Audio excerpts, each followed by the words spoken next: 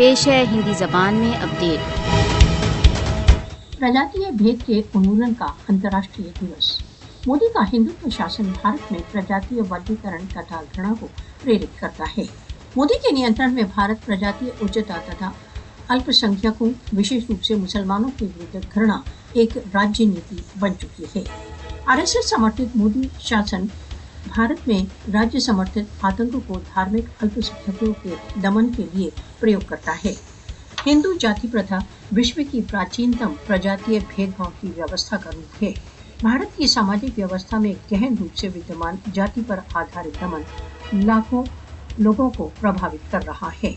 आधुनिकता के बावजूद भारतीय जाति व्यवस्था विकसित हो रही है तथा असमानता व अन्याय का कारक है।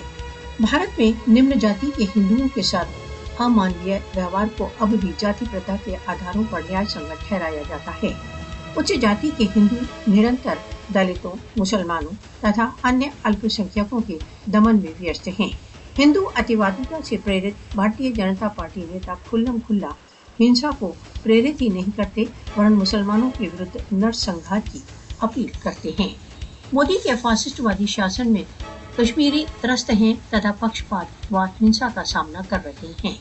मोदी के नियंत्रण में भारत जाति भेद पर आधारित राज्य की स्थिति में आ चुका है, जहां अल्पसंख्यकों के व्यवस्थित जातिवाद के आधार पर टारगेट किया जाता है।